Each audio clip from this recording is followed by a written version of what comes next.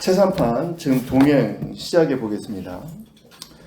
첫 사이클이기 때문에 천천히 나갈 거예요. 그래서 여러분 너무 부담 느끼지 마시고 그냥 가볍게 하시면 되겠습니다. 두 번째 사이클, 세 번째 사이클 돌 때는 좀 내가 수험장에서 어느 정도 좀 맞출 수 있도록 그렇게 가면 좋을 것 같아요.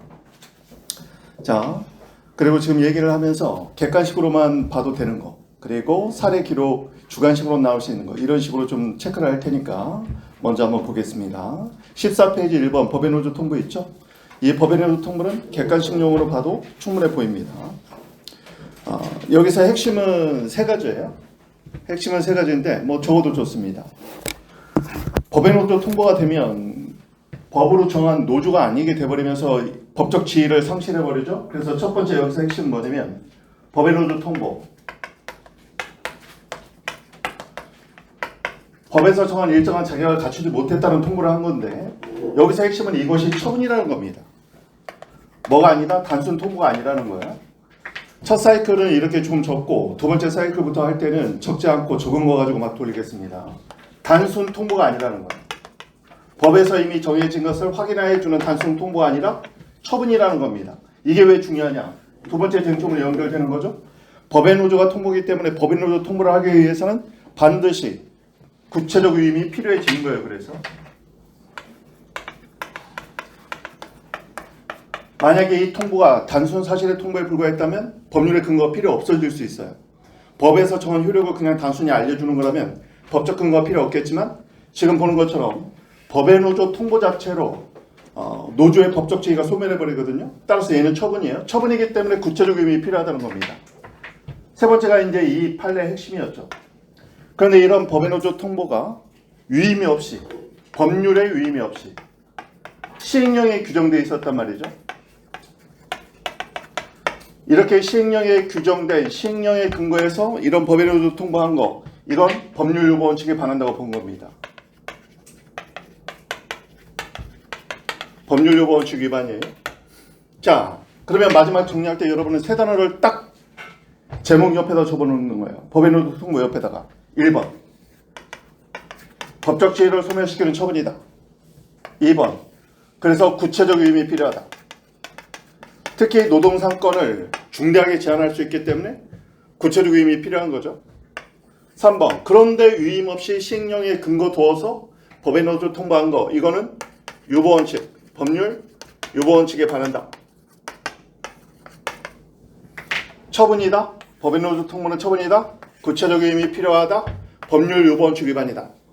이 세 가지만 딱 알아두면 객관식뿐만 아니라 만이 하나 주관식으로 나오더라도 여기에 맞게 쓰면 되는 거예요. 논리 연결 구조가 중요합니다. 위임이 필요한 이유가 처분성이 있기 때문인 거죠. 그렇게 논리를 타고 내려가야 된다. 자, 두 번째입니다. 이번은 중요도는 C급 정도로 처리해도 될 것 같아요. 이런 지문은 이제 법무에서 좋아하죠. 실전에서는 잘 안 나오고 법무에서 좋아하는 지문이에요.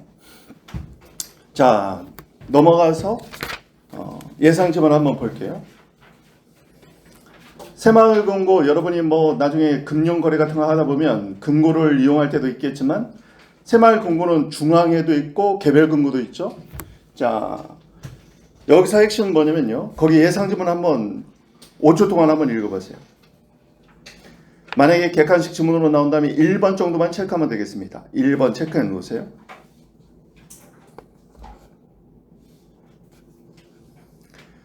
자, 내용은요. 이거는 좀 실물을 알아야 알 수 있는 건데 새마을금고는 중앙에는요. 새마을금고 중앙에는 개별 금고를 관리하기 위해서 이원화시켜 놓은 거거든요. 그래서 중앙에는 개별 금고 자체를 규율할 수 있어요.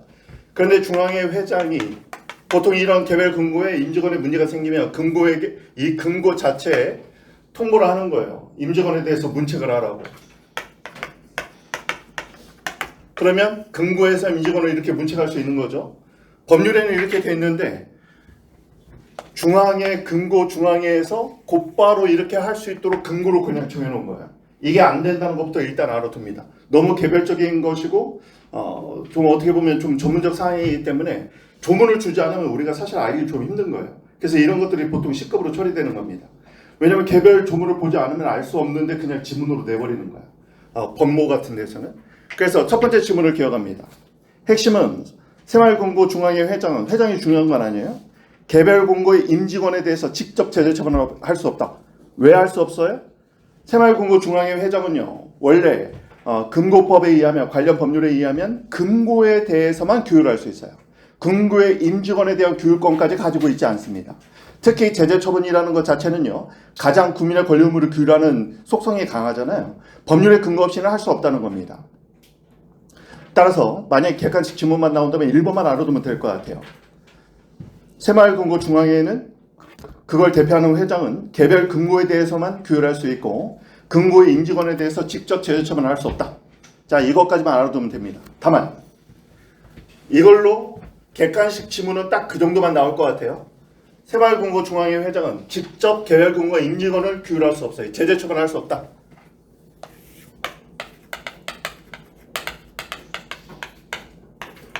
왜 그래요? 왜? Why? 왜 그렇다고요?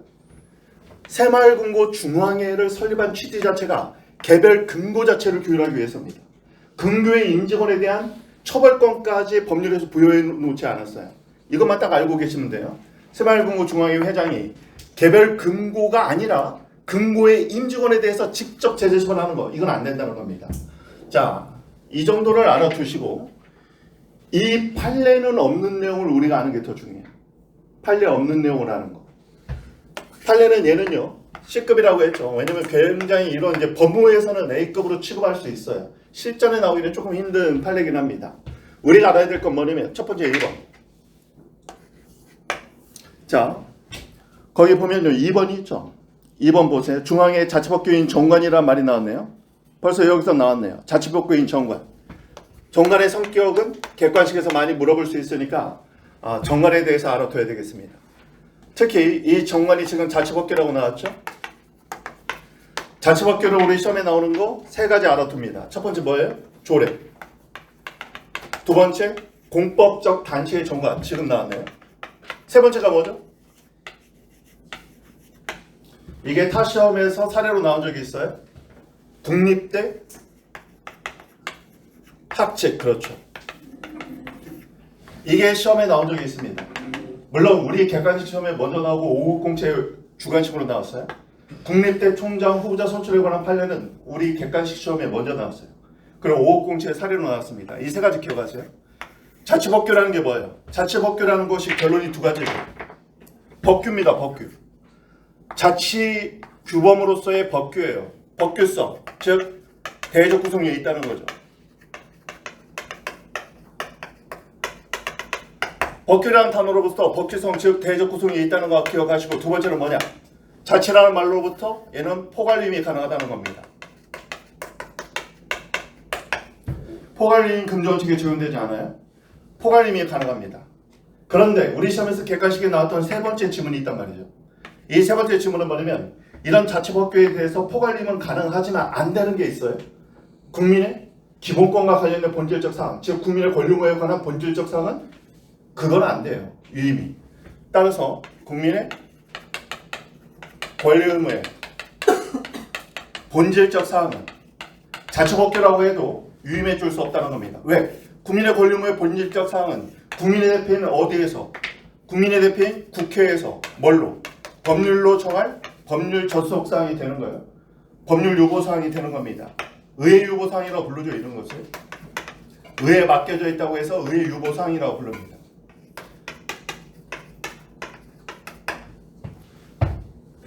자, 알아둬야죠. 자치법규는 포괄 유임이 가능하지만 국민의 권리 의무의 본질적 사항은 유임이 안 된다는 겁니다. 그럼 이 사안 한번 볼까요? 정관이에요. 자치법규예요. 새마을금고 정관은 자치법규입니다. 그렇지만 방금 얘기했던 것처럼 두 번째, 방금 이 내용 쓰면 되는 거죠. 국민의 권리 의무의 본질적 사항은 위임할 수 없다는 거예요. 근데 지금 상황을 보니까 새마을금고 중앙회 회장이 법률의 근거 없이 근거에만 근거해서 누구에게? 개별 금고의 임직원에 대해서 제재 처벌한단 말이죠. 결국 이번에 저촉이 된 거예요. 지금 국민의 권리무의 본질적 상이란 말이죠. 중앙회 회장이 개별 공고의 임직원에 대한 제재 처벌을 하려면 적어도 법률의 근거를 두고 있어야 된다는 거예요. 법률이 규정되어 있어야 된다는 거예요. 이 내용은 지금 1, 2, 3번 내용은 이 판례에서 지금 적시되어 있지는 않아요. 그렇지만 우리는 여기까지 다 알아둬야 된다. 특히 1, 2번 자치법규라는 거, 포괄임이 가능하다는 거, 포괄임이 가능한 자치법규도 국민의 권리무의 본질적 사항은 유의미 안 된다는 거, 이거는 객관식에서 이미 나온 거니까 알아둬야겠어요. 자, 그 정도 보시고 다음 넘어가서 4번 판례입니다. 3번이네요. 3번. 이건 옛날부터 논란이 많이 되는 건데 조문을 좀 봐야 되는데 조문까지 볼 필요는 없고 결론만 기억합니다. 자, 적어볼까요? 도로 외 음주운전.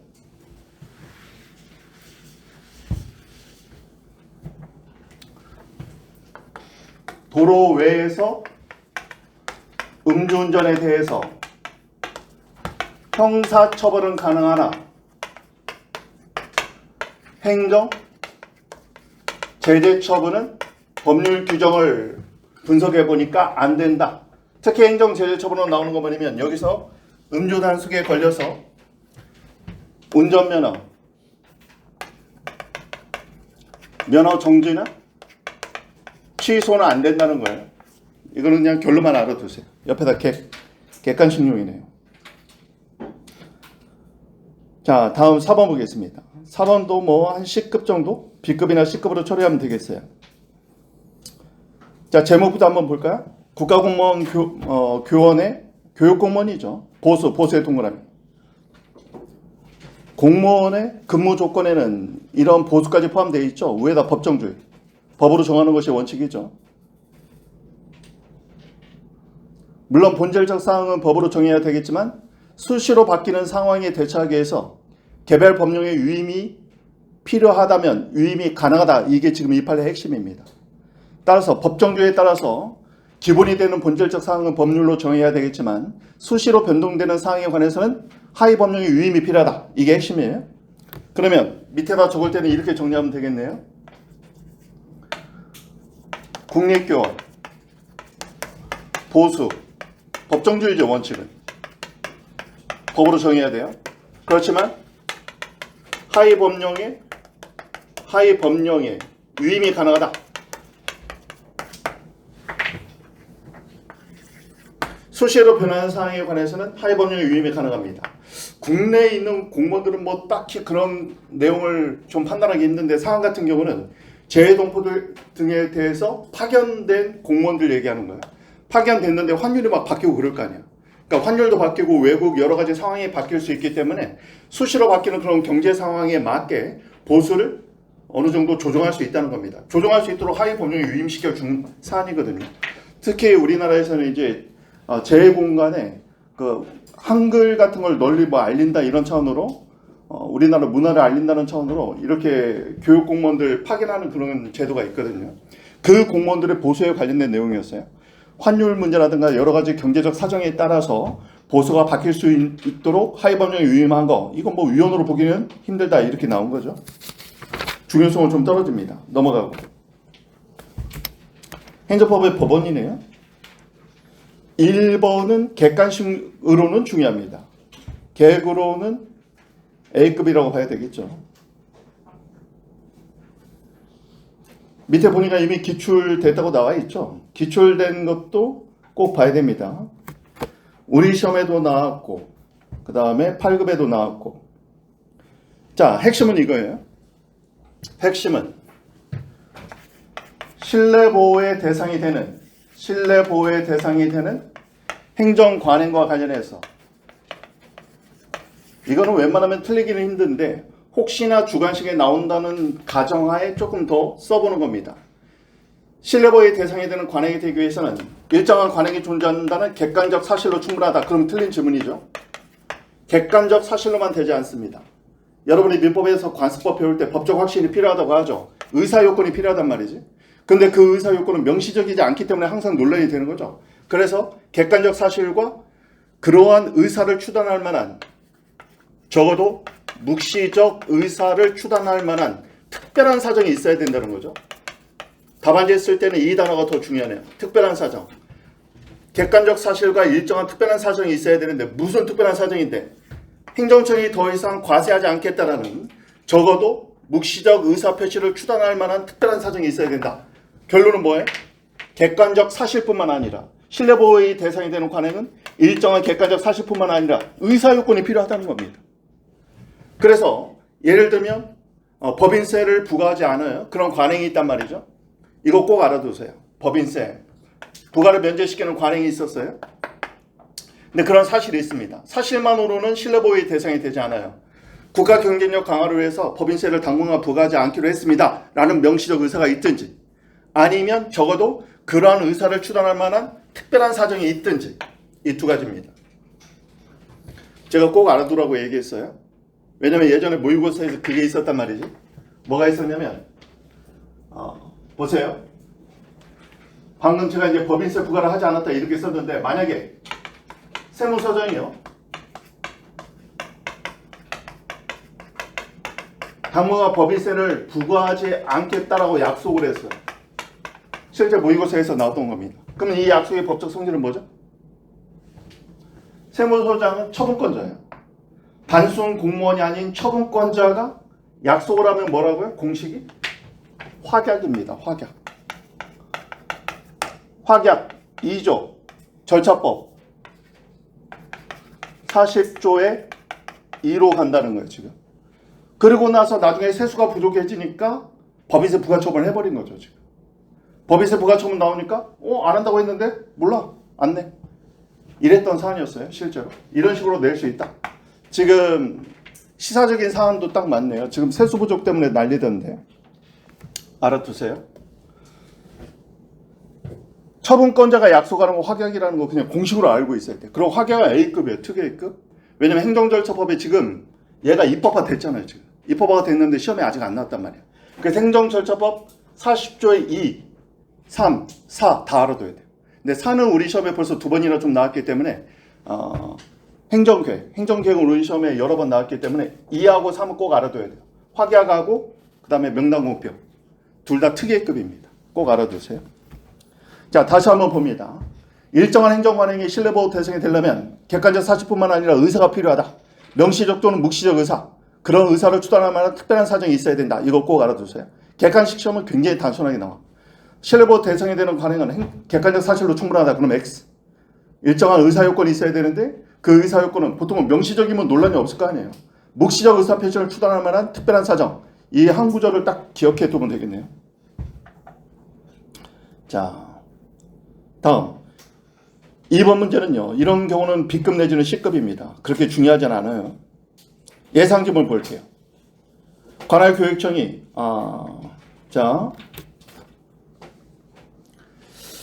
거기 넘어가기 전에 18페이지 한번 봅니다. 판결 내지 첫 번째 밑줄 한번 볼까요? 각 주식회사가 교육환경보호구역에 해당하는 거기 가로를 묶어보세요. 교육환경보호구역 우리가 이제 국법에서는 상대 정화구역, 교육환경 그 정화구역 얘기하는 거죠. 이런 교육환경보호구역 내 허가는 뭐다? 줄 빼고 예외적 승인이 되는 거죠. 시험에서 나오는 예외적 승인 3가지 꼭 기억하세요. 개발제한구역 내 허가, 학교위생 정화구역 내 허가, 세 번째가 사행성 기업 허가, 카지노 허가죠. 보통 시험에 나올 때는. 첫 번째 개발제한구역 내 허가, 두 번째는 학교 환경위생 정화구역 내 허가. 그게 지금 2번이네요. 3번은 카지노 허가죠. 최근에 법이 바뀌어서 교육환경보호구역 뭐 이런 식으로 지금 용어를 변경해놨는데 시험은 국법으로 낼 가능성이 많아요. 판례 때문에. 학교 환경위생 정화구역 뭐 헌법 판례에서도 많이 나오죠. 절대 정화구역하고 상대 정화구역. 우리 저기 신성초등학교 가다 보면 있죠. 자, 그런데 예상지번 가봅니다.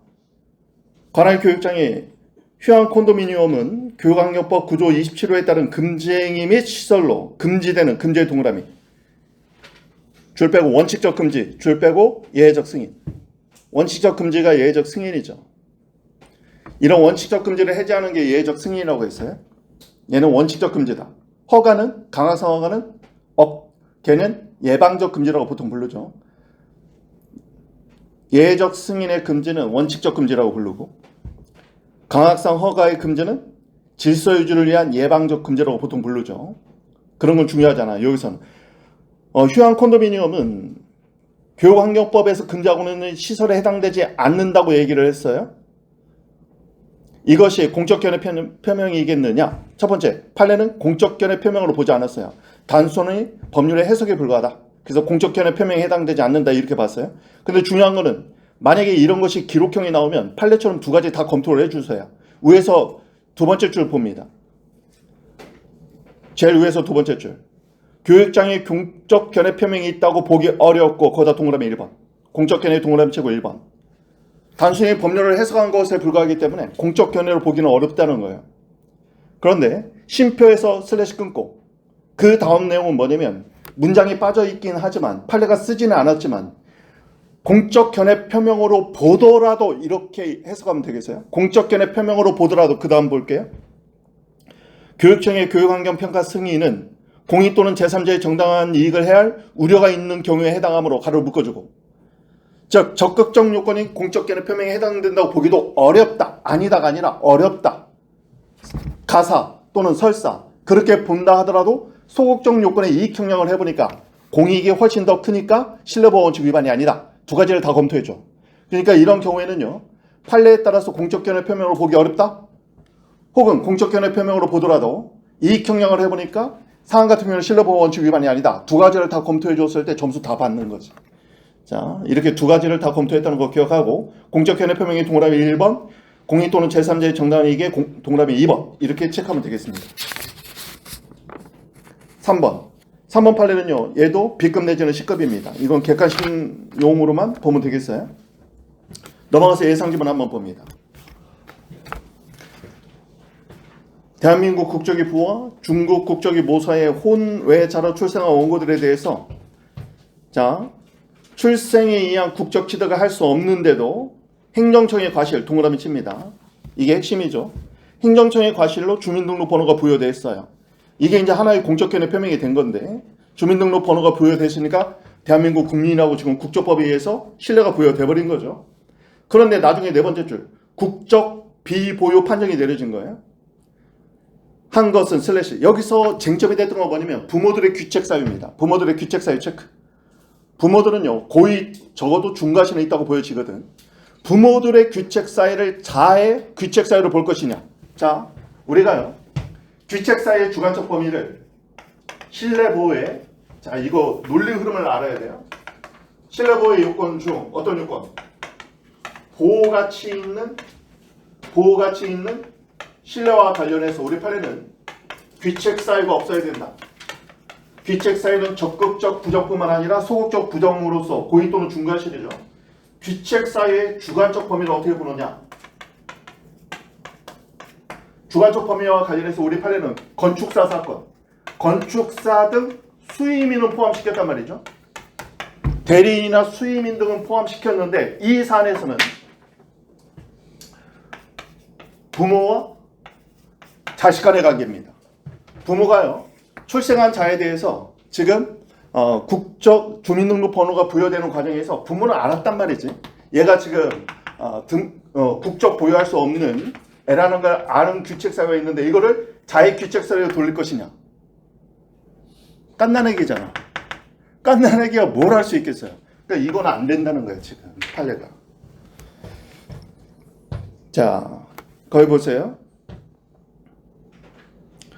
틀린 지문은 예상 지문에서 네 번째 줄 보면 부모들의 귀책 사유가 있으므로 이 사건 판정은 신뢰보호 원칙에 반하지 않는다. 이게 틀린 거예요.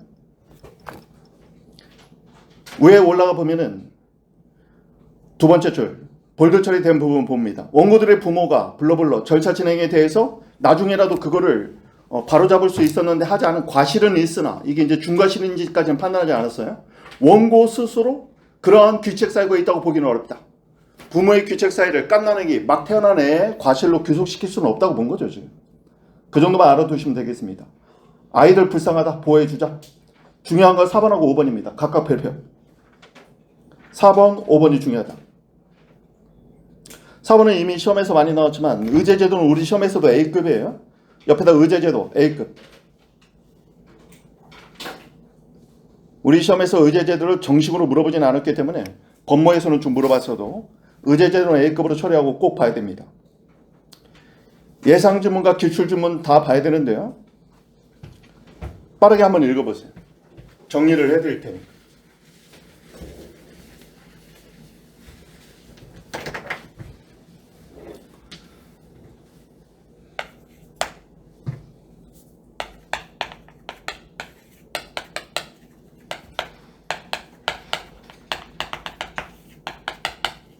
자, 앞에 볼게요.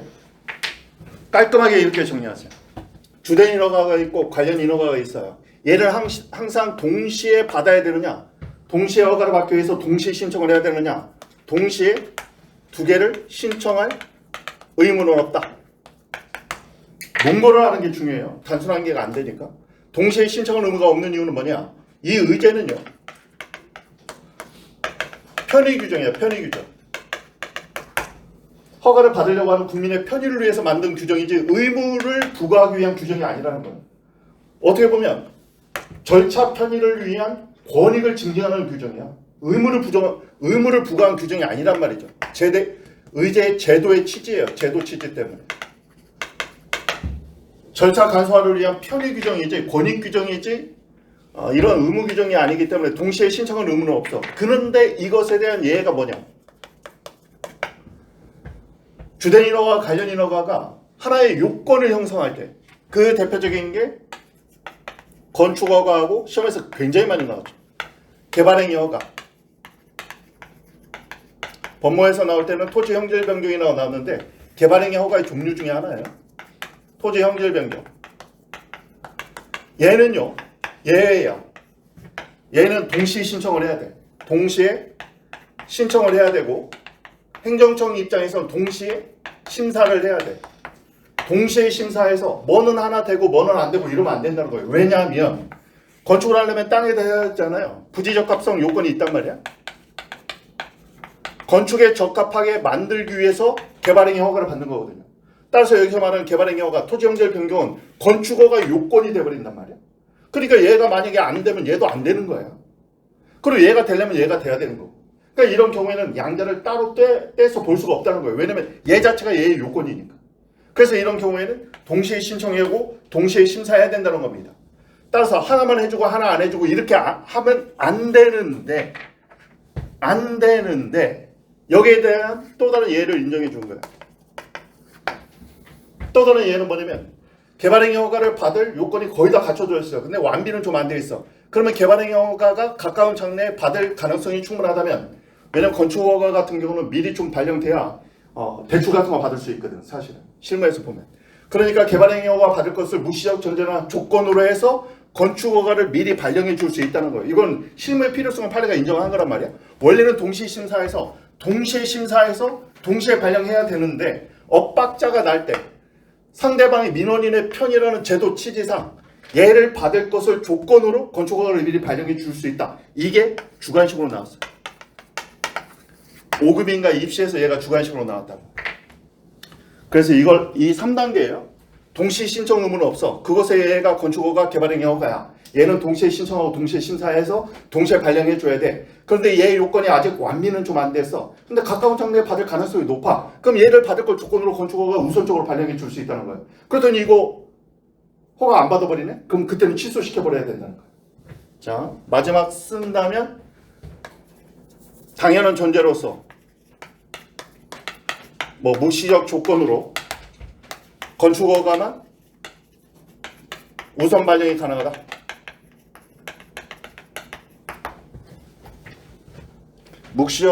명시적 조건, 무시적 전제라고 판례 표현을 정확하게 씁시다. 자, 예상지문 1번 볼게요. 21페이지 1번. 신청 의무가 있는 것은 아니다. 의제 제도는 신청 의무 없다. 첫 번째 맞습니다. 예외는 뭐라고요? 건축허가와 개발행위 허가입니다. 그런데 예외의 또 다른 예외가 2번인 거죠. 밑줄로 봤을 때 자, 건축행정처의 추후 별도로 개발행위 허가를 받을 것을 명시적 조건 또는 묵시적 전제로 해야 할 수도 있고, 또는 명시적으로 조건을 붙이지 않았더라도 묵시적 전제로 깔려있다고 이해해 주겠다는 거예요. 명시적 조건 또는 묵시적 전제로 건축허가만 발령하는 거 가능하다. 알아두세요. 3번은요. 3번은 2번 지금 예외 얘기한 거예요. 2번. 그러니까 순서로 보면 1, 3, 2 이렇게 가는 거예요. 3번 볼까요?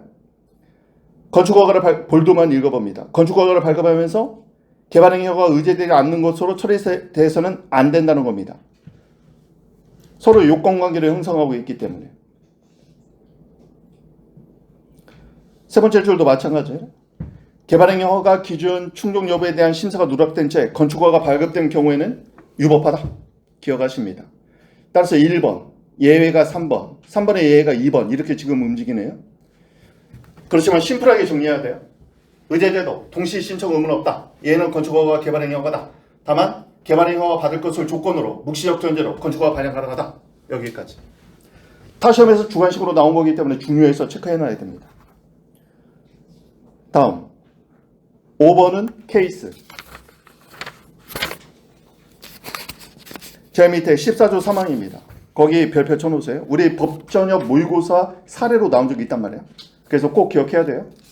이거는 형법하고 논리가 똑같아요. 한시법 배울 때 여러 번 했던 거하고 거의 유사하다고 보면 되겠어요. 유리한 변경이면 유리한 신법을 적용하는 것이 원칙이죠. 자, 이거 꼭 기억하세요. 넘어가서 6번까지 케이스. 6번이 14조 2항, 5번이 14조 3항입니다. 둘 다 알아두세요. 14조 2항, 그 다음에 5항. 이거 하나는 사례 기록으로 내도 상당히 좋을 것 같은데 만약에 제가 낸다면 6번을 낼 것 같은데 이미 한번 나왔죠. 뒤에 기출문제 이게 우리 법무였는지 기출인지는 모르겠는데 이미 나왔단 말이지. 여기 한번 보세요. 14조 2항. 허가를 신청했고 거부 처분이 나왔겠죠. 신청 후 처분 전 법령 개정된 사항 14조 3항은 위반행위와 제재 처분. 이건 형법과 똑같아 보면 돼요. 얘는 처분 당시에 법이 적용되는 게 원칙. 얘가 원칙. 기억하세요. 처분시법주의.